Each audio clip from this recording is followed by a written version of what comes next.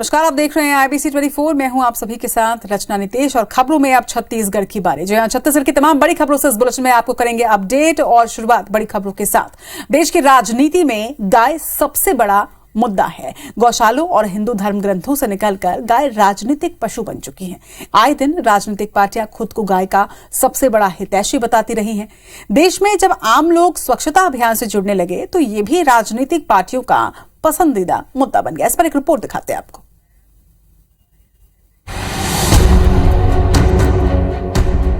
आज गौ माता के नाम से राजनीति हो रही है। पूरी दुनिया में गाय है, दूध देते हैं। हमारा देश ऐसा है जिसमें गाय के वोट देने का काम करती है। मुख्यमंत्री भूपेश बघेल के इस बयान ने गाय की राजनीति को फिर केंद्र में ला दिया। गांधी जयंती पर रायपुर में गांधी, युवा और नए भारत की चुनौतियां विषय पर कार्यक्रम का आयोजन किया गया, जिसमें सीएम ने साफ कहा कि आज देश में गाय पर राजनीति हो रही है। दुनिया में गाय दूध देने का काम करती है, लेकिन हमारे देश में गाय वोट देने का काम करती है। गाय के नाम पर देश में अराजकता फैलाई जा रही है। गाय के नाम से राजनीति हो रही है। कभी दलितों को पीटा जा रहा है, कभी अल्पसंख्यकों को मारा जा रहा है, और इसके नाम से पूरा राजनीति कर रहे हैं। भूपेश ने स्वच्छता अवार्ड पर भी सवाल उठाए। उन्होंने आरोप लगाया कि कांग्रेस शासित राज्य होने के कारण छत्तीसगढ़ को स्वच्छता अवार्ड नहीं मिला। उन्होंने बताया कि मध्य प्रदेश और छत्तीसगढ़ दोनों राज्यों को एक समान 11-11 अंक मिले और अन्य मानकों में भी छत्तीसगढ़ आगे रहा। इसके बावजूद छत्तीसगढ़ को अवार्ड नहीं दिया गया। चाहे ग्रामीण क्षेत्र हो चाहे शहरी क्षेत्र हो, सारे पैरामीटर में छत्तीसगढ़ आगे है। और अब इनाम देने में यदि हिला हवाली करे तो इससे दुर्भाग्यजनक बात और क्या हो सकती है। भाजपा ने सीएम भूपेश के बयान को सिरे से खारिज कर दिया। नेता प्रतिपक्ष नारायण चंदेल ने कहा कि गाय पर सीएम भूपेश राजनीति कर रहे हैं। गौठान बनाए गए, लेकिन गायें सड़कों पर अकाल मर रही हैं। उन्होंने स्वच्छता अवार्ड पर भेदभाव के आरोपों से भी इनकार कर दिया। गाय को लेकर तो मुख्यमंत्री जी राजनीति कर रहे हैं, भाजपा कहां राजनीति कर रही है। गौठान का निर्माण उन्होंने किया है और गौ माताएं शायद सड़क पर हैं। मुख्यमंत्री जी के गृह क्षेत्र में कितनी गौ माताएं सड़कों पर हैं। गौ माताओं की रोज प्रतिदिन सड़कों पर मौत हो रही है। गाय और स्वच्छता दोनों ही हॉट मुद्दे हैं। प्रदेश में चुनावी माहौल बनने लगा है। जाहिर है मुद्दों पर लड़ाई के साथ साथ मुद्दों की लड़ाई भी होगी। Bureau report IBC 24।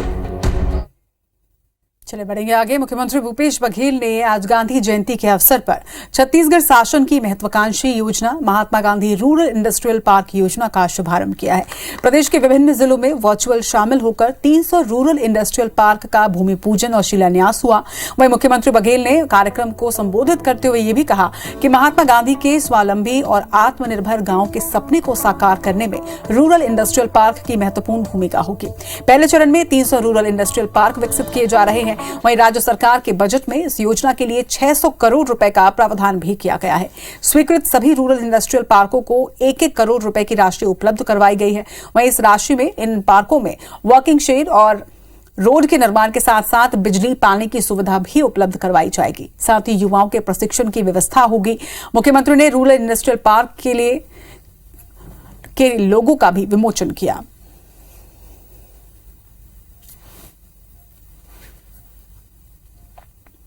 आज लगभग 300 रूरल इंडस्ट्रियल पार्क का शिलान्यास हमने किया। बहुत जगह ये काम चल रहे हैं, इसकी शुरुआत हो चुकी है और बहुत जगह 300 रूरल इंडस्ट्रियल पार्क का हमने भूमि पूजन किया है। गढ़बो नवा छत्तीसगढ़ का सूत्रवाक्य छत्तीसगढ़ के विकास के लिए दिया है।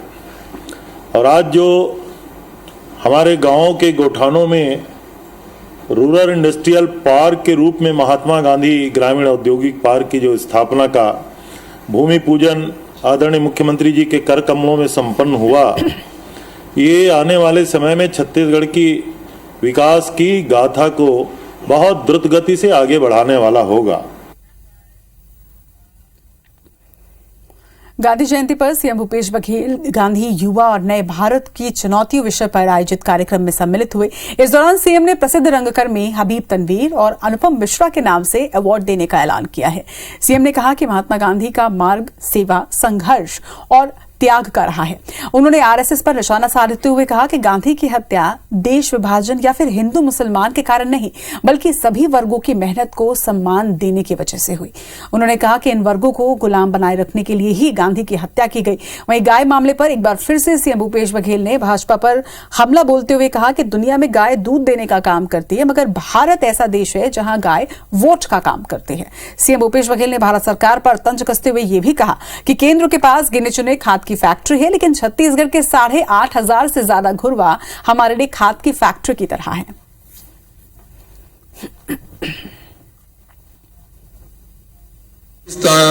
फिर हिंदू मुसलमान बहुत सारी बातें आ जाती हैं, लेकिन गांधी जी की हत्या के पीछे आप देखेंगे, क्या गांधी जी की हत्या का प्रयास उसी समय हुआ?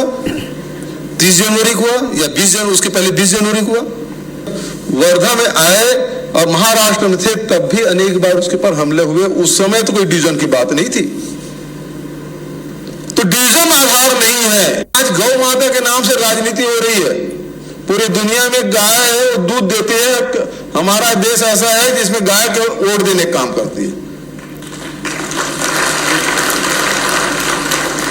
वोट देने का काम करती है। सरकार के पास, भारत सरकार के पास कितने रासायनिक फैक्ट्री होगी, खाद बनाने फैक्ट्री? 10-20 कितने होंगे? कुछ साउथ में है, कुछ महाराष्ट्र में, कुछ नॉर्थ ईस्ट में होगा। 10-20, 50 होगा, 100 होगा, उससे ज्यादा तो नहीं होगा। हमारे छत्तीसगढ़ में 8,500 खाद बनाने फैक्ट्री है। गठान के माध्यम से बना है खाद, आगे वही फैक्ट्री है। और अब बात स्वच्छता सर्वेक्षण की। स्वच्छता सर्वेक्षण की रैंकिंग में छत्तीसगढ़ एक पायदान नीचे आया है। इस पर मुख्यमंत्री भूपेश बघेल ने केंद्र सरकार पर आरोप लगाया। सीएम का कहना है कि छत्तीसगढ़ और मध्य प्रदेश को 11-11 अंक मिले, लेकिन मध्य प्रदेश को प्रथम अवार्ड दिया गया, जबकि छत्तीसगढ़ सभी मानकों में मध्य प्रदेश से आगे रहा है। सीएम भूपेश बघेल ने यह भी कहा कि कांग्रेस शासित राज्य होने की वजह से छत्तीसगढ़ को अवार्ड नहीं मिला। सीएम के इन आरोपों पर नेता प्रतिपक्ष नारायण चंदेल का कहना है कि पहले जब छत्तीसगढ़ को अवार्ड मिला तब कांग्रेस सरकार ने सवाल नहीं किया, लेकिन अब सवाल उठाया जा रहा है। सारे पैरामीटर में हमारे छत्तीसगढ़ आगे है, चाहे वो ग्रामीण हो चाहे शहरी हो। अब पुरस्कार देने वाले के वो दिए हैं, वो जाने ऐसा क्यों किए हैं, लेकिन सारे पैरामीटर, चाहे ग्रामीण क्षेत्र हो चाहे शहरी क्षेत्र हो, सारे पैरामीटर में छत्तीसगढ़ आगे है। और अब इनाम देने में यदि हिला हवाली करे तो इससे दुर्भाग्यजनक बात और क्या होगी। मुख्यमंत्री जी का आरोप को हम निराधार मानते हैं।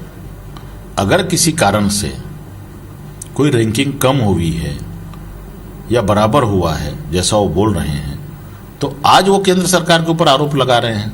पहले भी तो केंद्र सरकार से पुरस्कार मिला है। गांधी जयंती के अवसर पर आज छत्तीसगढ़ कांग्रेस ने बूथ स्तर पर पदयात्रा की शुरुआत की। प्रदेश कांग्रेस अध्यक्ष मोहन मरकाम कोंडागांव विधानसभा के बमनी गांव से पदयात्रा की उन्होंने शुरुआत की है। ये पदयात्रा अगले 3 महीने तक छत्तीसगढ़ के 24,000 से भी ज्यादा बूथों तक पहुंचेगी, जिसके जरिए राहुल गांधी की भारत जोड़ो यात्रा का संदेश और छत्तीसगढ़ में कांग्रेस सरकार की जो उपलब्धियां हैं, इन्हें जन जन तक कांग्रेसी पहुंचाएंगे। रायपुर के राजीव भवन से आज कांग्रेस ने पदयात्रा की शुरुआत की। वहीं इस दौरान हाथों में तिरंगा लिए भारत माता के जयकारों के साथ लोग इस यात्रा में शामिल हुए। स्कूली छात्र छात्राएं भी बड़ी संख्या में इस पदयात्रा में शामिल नजर आए।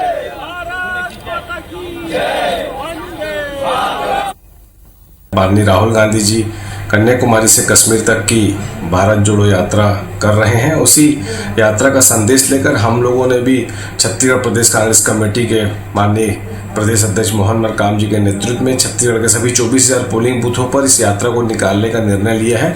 आज सभी ब्लॉकों पर इस यात्रा का शुभारंभ हुआ है।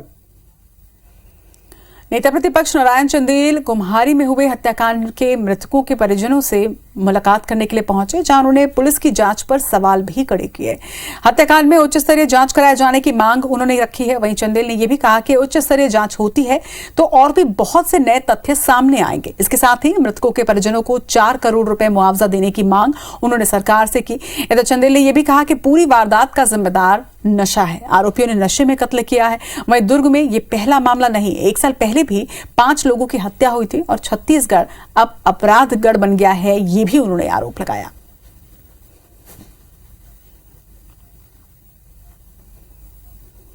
कपसदा गांव में गए थे, कुमारी के पास, और जिस प्रकार से दर्दनाक घटना हुई है, बर्बरतापूर्वक घटना हुई है, सामूहिक नरसंहार हुआ है, इसलिए हम उसकी उच्च स्तरीय जांच की मांग करते हैं शासन से और प्रशासन से, और मुख्यमंत्री जी से आग्रह करते हैं कि मृतकों को 1-1 करोड़ रुपए का मुआवजा दिया जाए तथा घटना की उच्च स्तरीय जांच की जाए।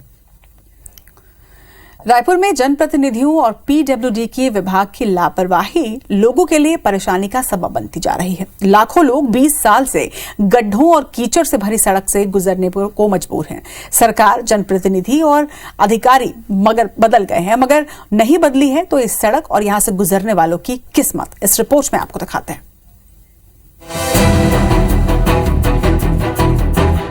हम आपको रायपुर की एक ऐसी सड़क का हाल दिखाएंगे जिसे देखकर आपको लगेगा कि किसी ये गांव खेड़ी की सड़क है। हम खड़े हैं रायपुर की देवपुरी जाने वाली सड़क पे। अमलीडीह से देवपुरी का ये रास्ता है और सड़क की आप हालत देख सकते हैं। और पिछले 15 साल से ये सड़क ऐसी ही बदहाल है। आप देख सकते हैं कितने गड्ढे इस सड़क पे हैं, और ये अकेला इस पोर्शन में नहीं, लगभग 1.5 से 2 किलोमीटर लंबी सड़क है। पूरी सड़क का यही हाल है। गड्ढों और कीचड़ से भरी सड़कों को देखकर आपको लग रहा होगा कि ये राजधानी से दूर किसी गांव की तस्वीर है जो सरकारी एजेंसियों की पहुंच से बाहर है, लेकिन ऐसा नहीं है। ये बदहाल सड़क एक्सप्रेसवे और हाईवे के पास से गुजरती है, जो कि अमलीडीह को देवपुरी से जोड़ती है। लगभग 2 किलोमीटर लंबी सड़क से हर दिन लाखों लोग गुजरते हैं, लेकिन 20 साल से ये सड़क नहीं बनी।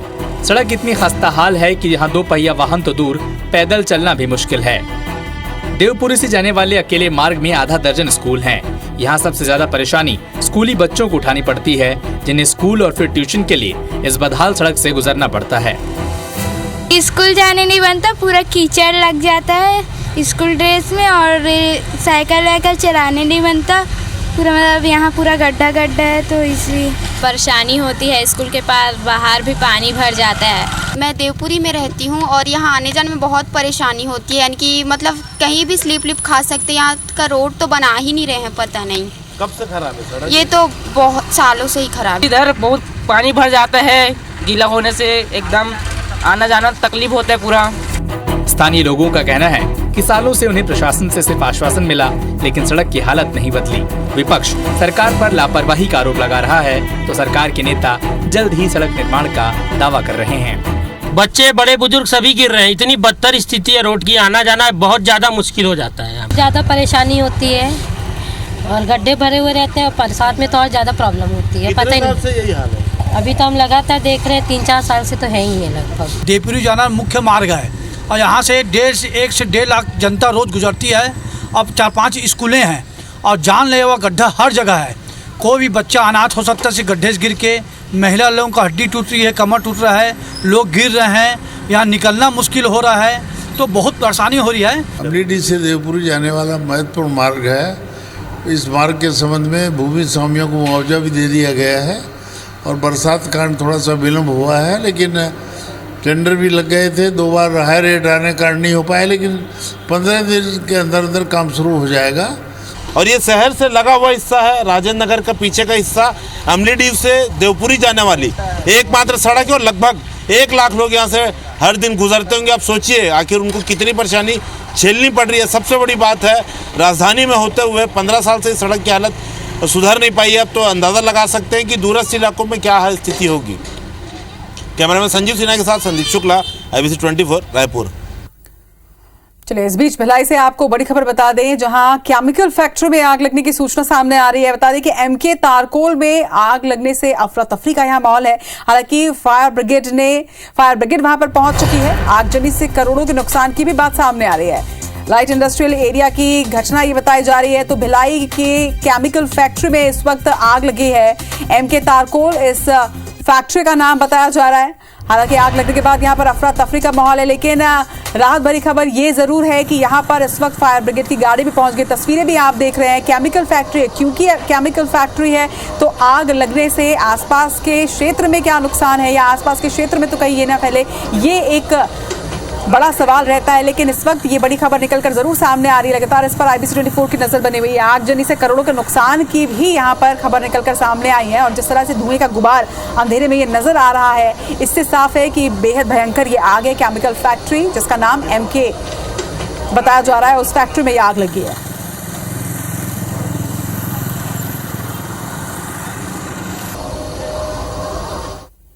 मुख्यमंत्री भूपेश बघेल की घोषणा कागजों में सिमट गई है। 3 साल बाद भी इंद्रावती कछार विकास प्राधिकरण का गठन अब तक नहीं हुआ है। वहीं वर्ष 2019 में अलग अलग सामाजिक संगठनों ने इंद्रावती बचाओ अभियान की शुरुआत तो की थी। 14 दिन की पदयात्रा भी निकाली गई। अगस्त 2021 में छत्तीसगढ़ शासन ने इंद्रावती नदी कछार विकास प्राधिकरण के गठन से संबंधित अधिसूचना का राजपत्र में प्रकाशन किया था, लेकिन अब तक सदस्यों की नियुक्ति नहीं हुई है, जिसको लेकर इंद्रावती बचाओ अभियान से जुड़े लोगों में अब आक्रोश देखा जा रहा है।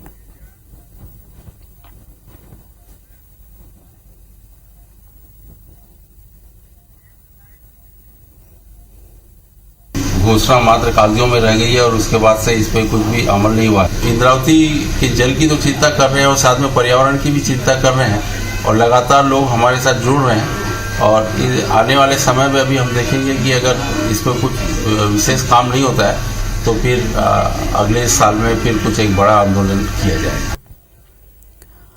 जशपुर की कुनकुरी पुलिस ने याददाश्त खो चुकी एक बुजुर्ग महिला की न सिर्फ जान बचाई बल्कि उसे उसके परिवार से भी मिलवाया। दरअसल बुजुर्ग महिला इब नदी पर छलांग लगाने के लिए जा रही थी और तभी लोगों ने महिला को बचा लिया, लेकिन वो लगातार नदी में कूदने की कोशिश कर रही थी। जिसके बाद लोगों ने इसकी सूचना पुलिस को दी, जिसके बाद पहुंची पुलिस महिला को थाने लेकर आई और सोशल मीडिया के जरिए परिजनों से भी मिलवाया। महिला के मिल जाने से परिजनों में खुशी है। वहीं परिजनों ने यह भी बताया कि उनकी दादी बेटी से मिलने के लिए घर से निकली थी और याददाश्त खो जाने की वजह से लापता हो गई थी।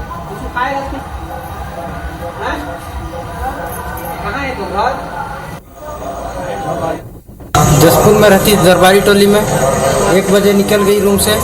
उसके बाद सोशल मीडिया से कुनकुरी पुलिस थाना में थी। बताया कि उक्त महिला उसकी दादी है जो काफ़ी बुजुर्ग हैं और जो किसी भी चीज़ को वर्तमान में याद नहीं रख पाती हैं। अभी दीपक यादव को उनके दादी जी को सुपुर्द कर दिया गया है, जो अपने घर लेके गई हैं। और अब बात नवरात्र की। नवरात्र का आज 7वां दिन है और आज पूरे देश भर में मां काल रात्रि की पूजा हो रही है। रायपुर के देवी मंदिरों में समेत देवी पंडालों में भी भक्तों का आज तांता लगा हुआ है। वहीं कालीबाड़ी स्थित देवी पंडाल में भी दुर्गा पूजा की रौनक देखी गई, जिसका जायजा लिया संवाददाता सुप्रिया पांडे ने।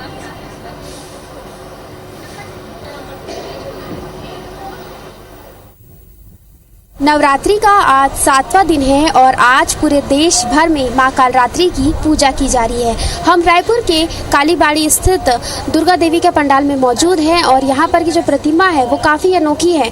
प्रतिमा किस तरह की है और एक एक प्रतिमा की क्या खास बात है, हमारे साथ बंगाली कालीबाड़ी उत्सव समिति के सदस्य भी हैं, उनसे जानेंगे क्या खास बात है। यहाँ पर जो 5 प्रतिमा रखी गई है उसका महत्व पहले बताइए। माँ अपने 5 बच्चों के साथ अपने 4 बच्चों के मायके आई है।